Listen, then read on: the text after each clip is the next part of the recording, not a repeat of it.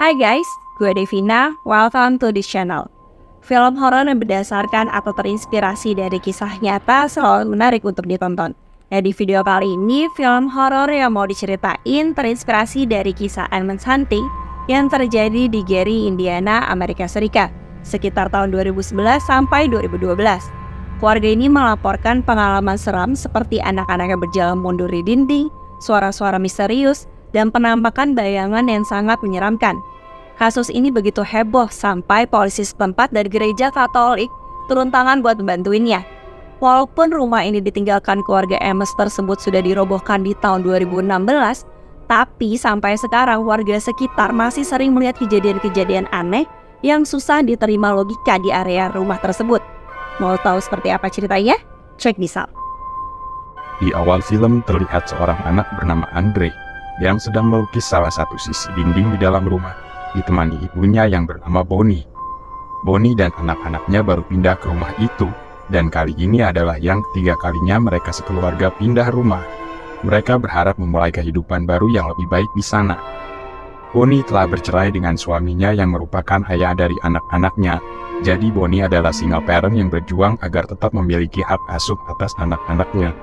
Di rumah itu juga Bonnie dan Andre tinggal bersama ibunya Bonnie atau neneknya Andre yang bernama Bertha. Lalu kakak laki-laki Andre yaitu Nate, serta kakak perempuan Andre yang bernama Shante. Malam itu ketika sedang makan bersama, terjadi pertengkaran antara Bonnie dan Bertha. Awalnya karena kritik Bertha tentang Bonnie yang tidak pernah mengajak Andre ke gereja, sampai rasa makanan yang dimasak Bonnie tidak terima dan marah.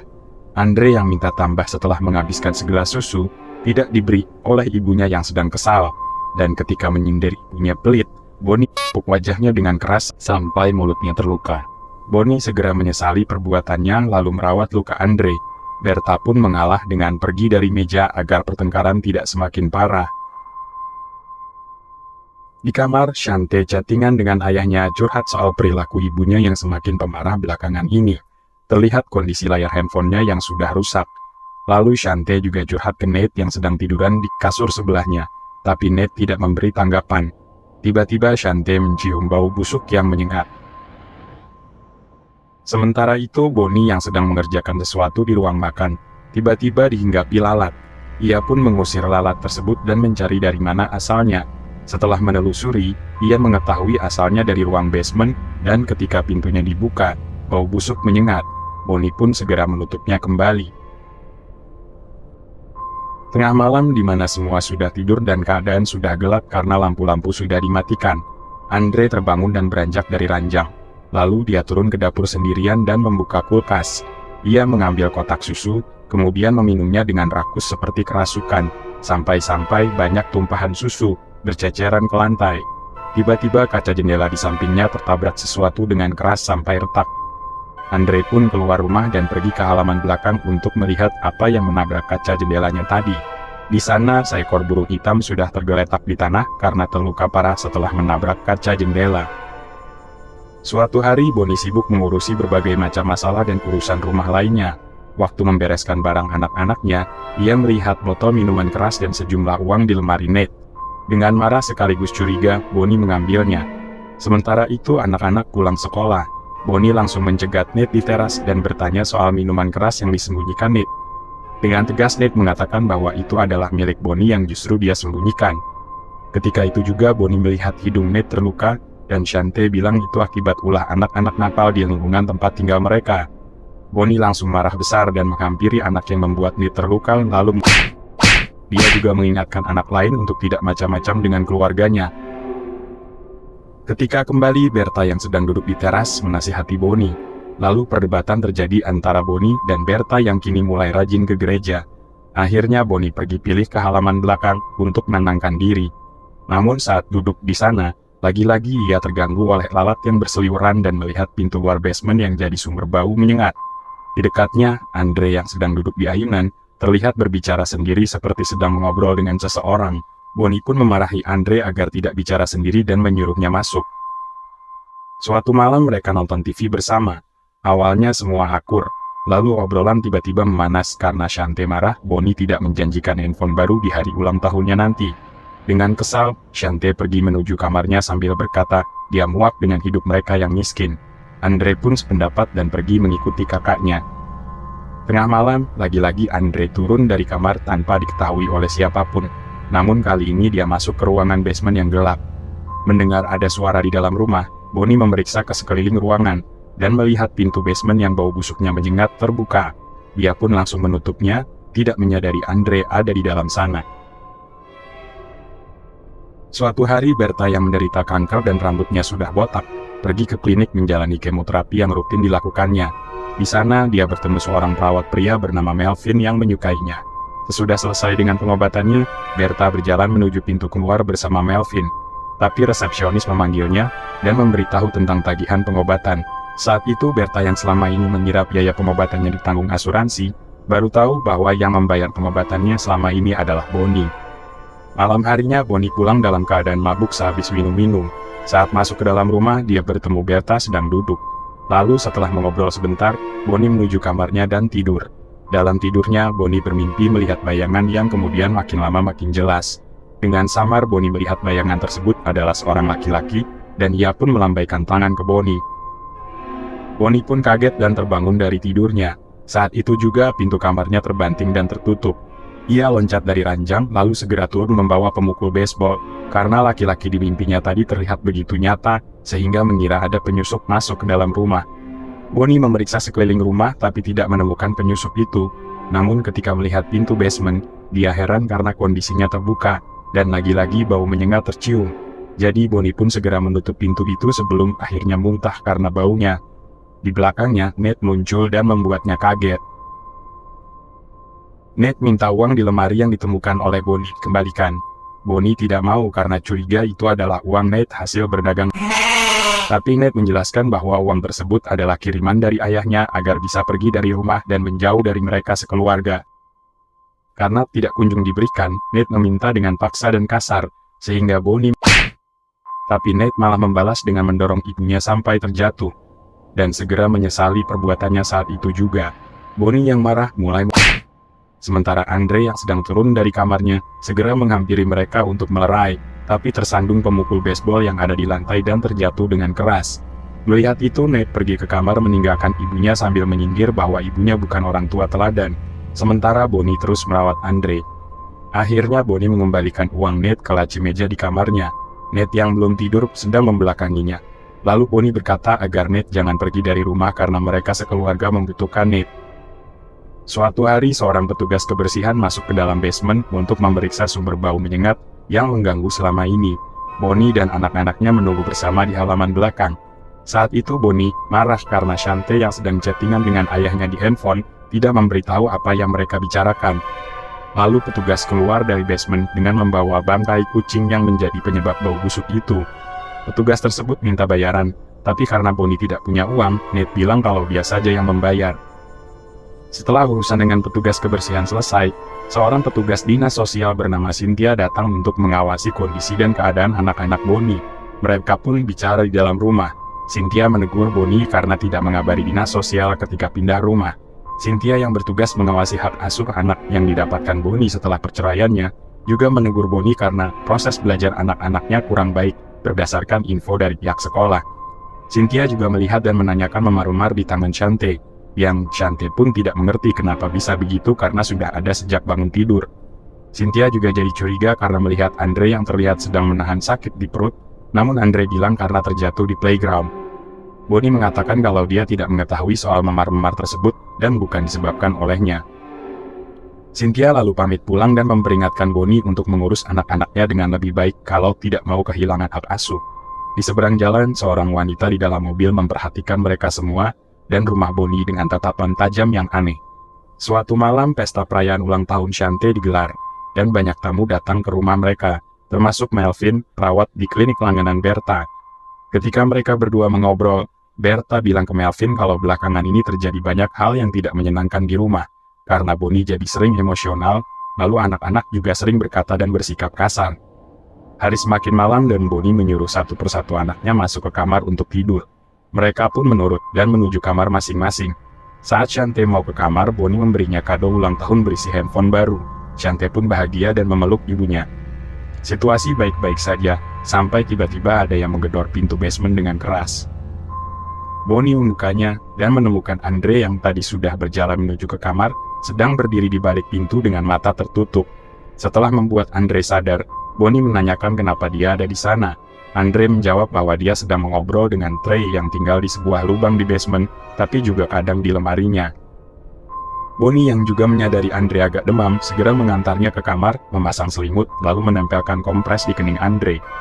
Ketika akan keluar kamar, Bonnie memandangi lemari Andre dengan penasaran. Setelah semua tamu pulang dan Bonnie kembali masuk ke rumah, tiba-tiba dia melihat Andre berdiri di sudut ruangan menghadap ke tembok. Bonnie yang kaget langsung bertanya, sedang apa Andre di situ? Andre bilang kalau ia takut, tapi Bonnie tidak menanggapinya lalu menyuruhnya segera kembali ke kamar. Ketika Bonnie dan anak-anaknya semua sudah tertidur, terdengar bunyi gaduh yang sumbernya seperti dari kamar ketiga anak Bonnie. Karena makin lama semakin berisik, Bonnie terbangun dengan marah dan langsung masuk ke kamar anak-anaknya lalu menutup pintu sambil mengomel. Bertha yang sedang mengantar Melvin ke pintu keluar, mendengar keributan dari dalam kamar anak-anak dan langsung menghampiri mereka. Ketika masuk, ia melihat kamar anak-anak sudah berantakan dan banyak barang hancur. Sementara Bonnie sedang terduduk dengan wajah syok dan bingung. Anak-anaknya berada di pojok ruangan karena ketakutan. Bertha pun segera menyuruh Bonnie kembali ke kamarnya. Setelah kejadian itu, hal-hal aneh terjadi bersamaan. Kali ini Bertha yang mengantar anak-anak ke sekolah sementara Bonnie di rumah. Tanpa disadari, mereka diikuti oleh wanita yang dulu memperhatikan dari dalam mobil di seberang jalan ketika Cynthia datang. Andre menyadarinya, lalu memperhatikan mobil yang mengikutinya, tapi tidak memberitahu yang lain. Di sekolah, Nate tiba-tiba histeris sampai jatuh dari tempat duduknya ketika guru menjelaskan, dan bersikap aneh sampai berdiri menantang gurunya dengan tatapan tajam. Begitu juga dengan Shante yang sedang latihan paduan suara bersama murid-murid lainnya, tiba-tiba menghampiri pelatihnya seperti menggoda, lalu mengeluarkan dari pangkal paha sampai menetes ke lantai. Sontak hal itu membuat semua pergi meninggalkan dia sendirian di panggung. Andre yang paling parah. Dia izin ke gurunya untuk ke toilet, tapi tiba-tiba membuka celana, lalu buang air besar di dalam kelas. Setelah ditegur keras, Andre malah melempar ke gurunya, dan seketika suasana kelas pun jadi kacau. Bonnie yang sedang di tempat kerja ditelepon oleh pihak sekolah, lalu mendapat info tentang anak-anaknya yang dilarikan ke rumah sakit karena kejadian-kejadian itu. Dia pun segera menyusul mereka. Shante, Nate, dan Andre menjalani berbagai pemeriksaan kesehatan fisik maupun psikologi. Saat Andre diminta menyebutkan nama-nama dari gambar yang ditunjukkan dokter, dia menyebut sebuah gambar burung hitam dengan sebutan Trey. Bonnie dan Bertha yang tiba di rumah sakit berbicara dengan dokter yang memeriksa anak-anaknya. Bonnie tidak terima dengan hasil pemeriksaan medis yang mengatakan kalau Shante, Nate, dan Andre dinyatakan baik-baik saja secara fisik dan mental. Bonnie yakin bahwa ada yang tidak beres dengan mereka setelah kejadian-kejadian aneh di sekolah. Lalu karena tidak mendapatkan jawaban yang pasti, Bonnie dan Bertha pun pergi. Sambil jalan menuju parkiran mobil, lagi-lagi Bonnie bertengkar dengan Bertha. Bonnie marah karena dituduh Bertha sebagai penyebab dari memar-memar di tubuh anak-anaknya, sehingga membuat kesehatan mental anak-anaknya terganggu. Setelah berdebat sengit, keduanya masuk ke mobil untuk pulang. Suatu malam, Bonnie memandikan Andre di bathtub. Dia mendengar suara telepon berdering, lalu turun dan meninggalkan Andre sendirian di kamar mandi. Setelah menerima telepon, Bonnie melihat Bertha sedang memasang salib di dinding. Bonnie yang tidak religius berdebat dengan Bertha, sampai mau mencopot salib tersebut, tapi dengan tegas Bertha melarang. Tiba-tiba terdengar suara teriakan Andre dari kamar mandi. Bonnie yang kembali melihat Nate sedang Andre sambil Bonnie yang kaget segera menarik Nate, tapi entah kenapa Nate seperti punya tenaga yang sangat kuat hingga sulit dilepaskan dari Andre. Namun akhirnya Bonnie berhasil melepas Nate dari Andre, tapi keduanya sampai terlempar jauh dari bathtub. Saat Bertha tiba di situ, Nate sedang kebingungan dengan apa yang dilakukannya sehingga Bertha menenangkannya. Bonnie langsung memeluk Andre, tapi Andre menatap ke arah Nate dan Bertha dengan tatapan yang dingin. Keesokan harinya, Cynthia kembali datang dan Bonnie menjelaskan hal yang terjadi. Namun Cynthia tidak percaya dan ingin segera mengambil hak asuh anak dari Bonnie. Mereka berdebat, lalu Cynthia bercerita kalau dia punya anak laki-laki bernama Julian yang tewas kecelakaan akibat dia lengah saat mengawasi anaknya dulu. Sejak itu Cynthia mendedikasikan hidupnya untuk menjaga keamanan anak-anak, termasuk dari para orang tua yang dicurigai menelantarkan anak mereka. Tapi sebelum Cynthia berbuat lebih jauh, Bertha tanpa memakai rambut palsu muncul dengan membawa pemukul baseball untuk mengusirnya. Cynthia pun pergi dan saat mereka di luar rumah, terlihat lagi wanita di dalam mobil yang beberapa kali terlihat mengawasi, Kali ini ia sedang memotret Bonnie dan Bertha. Melihat itu Bertha marah dan mobil wanita itu sehingga ia pun pergi. Suatu hari wanita yang beberapa kali terlihat mengawasi Bonnie dan keluarganya muncul di hadapan Bonnie. Lalu dia mengajak Bonnie bicara di sebuah restoran dan memperkenalkan diri. Dia bernama Bernice, yang merupakan seorang pendeta pengusir setan. Dia memberitahu Bonnie kalau di rumahnya ada roh jahat. Bernice selalu memperlihatkan foto sebuah keluarga yang 20 tahun lalu tinggal di rumah yang sekarang ditinggali Bonnie. Kejadian-kejadian aneh yang terjadi dan menimpa keluarga itu persis sama dengan yang dialami Bonnie. Bernice menceritakan kalau dulu anak laki-laki di keluarga tersebut juga melakukan hal-hal aneh, lalu menderita sakit yang tidak bisa dijelaskan secara medis, sampai akhirnya tewas. Lalu puncaknya sang istri, suami, dan anak perempuannya. Lalu, setelahnya, Bonnie bertanya siapa nama anak laki-laki di keluarga itu yang akhirnya tewas. Bernice bilang namanya Trey. Bonnie mengungkapkan bahwa Andre sering mengatakan nama itu, namun Bonnie hanya menganggapnya sebagai teman khayalan. Bernice terus mencoba meyakinkan bahwa itu adalah iblis, namun Bonnie masih tidak percaya dan bergegas pergi. Tapi Bernice menahan langkah Bonnie dan memaksanya untuk menyimpan nomor teleponnya, karena yakin bahwa suatu saat Bonnie pasti membutuhkannya. Bersamaan dengan itu, di rumah, Bertha yang berada di kamarnya, mendengar suara memanggilnya. Dia keluar kamar untuk memeriksa sekeliling rumah. Tiba-tiba dia diserang, lalu dengan dilempar-lempar oleh sesuatu seperti bayangan. Ketika terlihat agak jelas, bayangan itu mirip seorang anak laki-laki. Bonnie yang baru sampai di rumah kaget melihat asap memenuhi rumahnya, disertai bunyi alarm kebakaran. Dia pun menemukan salib yang dipasang Bertha di dinding, terbakar. Lalu dia menemukan Bertha yang sudah tergeletak tak bernyawa di lantai. Bonnie histeris menangisi kematian ibunya. Lalu dia berteriak memanggil Andre dan bertanya apa yang dia lakukan sampai hal ini terjadi. Hal itu karena Bonnie mulai percaya bahwa Andre memang kerasukan. Kemudian Bonnie lari ke atas setelah mendengar Shante memanggilnya. Sementara Andre berdiri memandangi jasad neneknya dengan dingin tanpa perasaan. Setelah kejadian itu, Bonnie dan anak-anaknya pergi sebelum rumah mereka disegel dengan polis lain, lalu diinspeksi oleh Cynthia. Bonnie bersama anak-anaknya naik mobil dengan perasaan campur aduk tanpa tahu arah tujuan.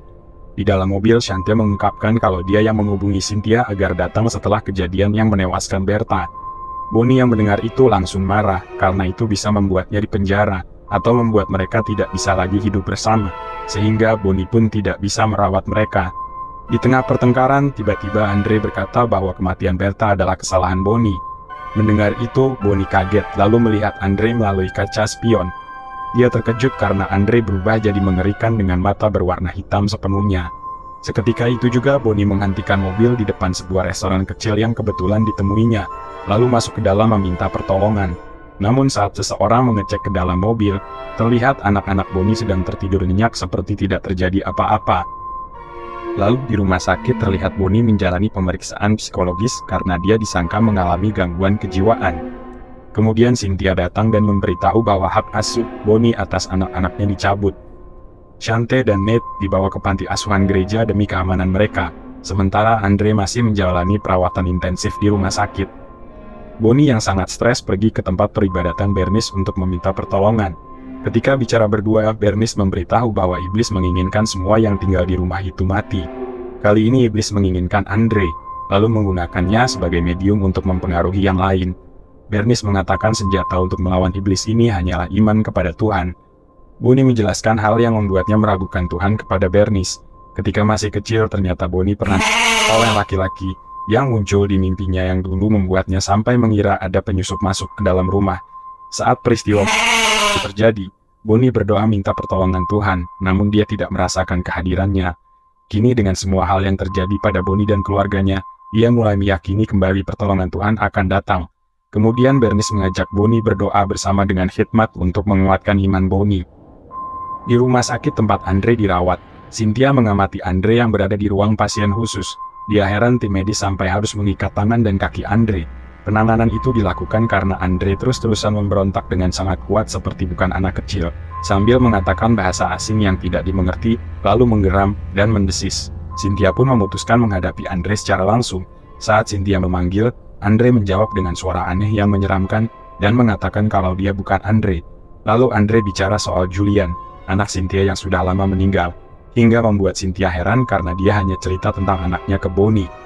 Andre makin menggila. Tiba-tiba dia bisa melepaskan semua ikatannya dan melompat tinggi dari tempat tidurnya ke lantai, kemudian merangkak mundur, lalu merayap naik di dinding seperti bukan manusia.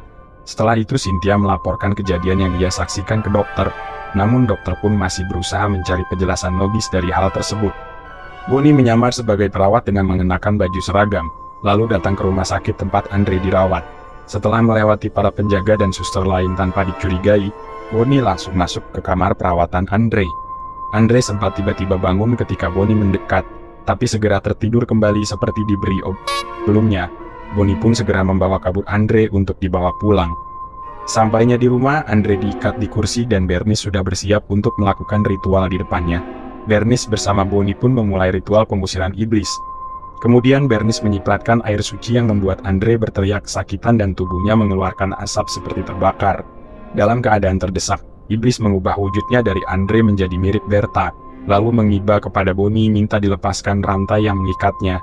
Melihat wujud ibunya, Bonnie shock, lalu mulai tertipu sehingga keyakinannya melemah. Tapi Bernice terus menyipratkan air suci dan mengucapkan doa-doa untuk melemahkan iblis. Bersamaan dengan ritual itu, di asrama panti asuhan gereja, Ned terbangun dari tidurnya, keluar kamar, lalu muntah. Begitu juga dengan Shante yang juga tersadar tapi tidak bisa bergerak dari tempat tidurnya. Lalu Ned mulai berteriak kesakitan dan tubuhnya mengeluarkan asap seperti terbakar. Jadi, apa yang dilakukan Bonnie dan Bernice di rumah berpengaruh terhadap Ned dan Shante yang berada jauh dari sana. Lalu ketika Bernice dan Bonnie mengucapkan doa-doa, tiba-tiba iblis berhasil melepas rantai yang mengikatnya, lalu berguling di lantai, kemudian tertawa. Saat itu mendadak seluruh rumah berguncang seperti gempa yang diiringi angin kencang yang dahsyat. Bernice dan Bonnie pun ketakutan. Lalu Bernice menyuruh Bonnie ke lantai atas supaya aman. Iblis kembali merubah wujudnya jadi Andre, lalu menghilang dari hadapan Bernice. Kemudian Bernice yang melemah karena rasa takut yang menyelimuti akibat menyaksikan kekuatan iblis yang besar, mulai dia dan dihempaskan sampai tidak berdaya. Bersamaan dengan menguatnya kekuatan iblis, di asrama, Shante dan Ned juga makin. Shante yang tidak bisa bergerak Mulai mengeluarkan mata dan mulutnya. sementara Ned makin kesakitan, lalu tangannya berubah jadi memiliki cakar, dan mulai dirinya sendiri. Di rumah, setelah melumpuhkan Bernice dan membuatnya sekarat, iblis berwujud Andre jongkok di sampingnya. Bonnie melihatnya, dan iblis yang berwujud Andre berusaha menipu dengan mengiba untuk melemahkan Bonnie, lalu menghilang. Bonnie pun menghampiri Bernice untuk melihat kondisinya. Lalu Bernice yang sekarat memberi botol air suci terakhir dan berpesan agar Bonnie tidak takut dan tidak ragu pada diri sendiri seperti dia, sebelum akhirnya Bernice mengembuskan napas terakhirnya. Bonnie mencari Andre, dan ia langsung ke basement tempat tinggal iblis itu. Di sana sekali lagi iblis berwujud Andre mencoba menipu dengan mengiba. Tapi Bonnie menyipratkan air suci, sehingga iblis itu kesakitan. Tapi dia langsung menyergap Bonnie. Kemudian iblis berubah wujud lagi, kali ini menyerupai diri Bonnie, lalu tubuh Bonnie hingga ia tak berdaya. Saat Bonnie merasa putus asa dan hampir dikalahkan oleh iblis yang sedang menginjaknya, dia teringat kenangan-kenangan indah dengan anak-anak yang dia cintai. Dalam keadaan lemah dan setengah sadar, Bonnie berdoa dan ia merasakan kehadiran Tuhan yang memberinya kekuatan. Bonnie yang bangkit kembali menghadapi si iblis yang mulai mencoba menipu dengan mengatakan keluarganya tidak pernah mencintainya agar Bonnie kembali melemah. Tapi Bonnie mengucapkan doa-doa untuk mengusir iblis dengan lebih tegas, sehingga iblis pun mengiba di hadapan Bonnie yang makin kuat. Matahari mulai terbit, sementara Bonnie terus mengucapkan doa minta pertolongan pada Tuhan, dan sepenuhnya berserah diri kepadanya. Shante melayang seperti tersalib Dengan luka di telapak tangannya. sementara Ned makin menggila dengan tubuhnya sendiri. Sampai badannya penuh luka.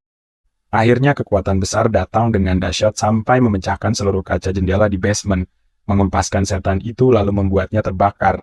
Kemudian iblis itu tersedot ke dalam lubang yang kembali tertutup dengan sebuah ledakan yang mengempaskan Bonnie. Bersamaan dengan itu penderitaan Shante dan Ned di asrama panti asuhan gereja pun turut berakhir. Setelah itu Bonnie menemukan Andre tergeletak pingsan. Ketika tahu Andre masih hidup, dia pun memeluknya. Suatu hari setelah pertarungannya dengan iblis, Cynthia datang ke rumah Bonnie, sementara Bonnie yang luka-lukanya belum sembuh total sedang merapikan semua barang untuk bersiap-siap pindah. Cynthia yang menyaksikan langsung apa yang menimpa Bonnie, mengatakan bahwa dia akan berusaha agar hak asuh anak dapat dikembalikan lagi ke Bonnie. Lalu Bonnie memberikan salib untuk Cynthia dan keduanya pun berpelukan. 6 bulan kemudian, Bonnie kembali mendapatkan hak asuh terhadap anak-anaknya setelah pengadilan mengabulkan petisi yang dilayangkan dinas sosial.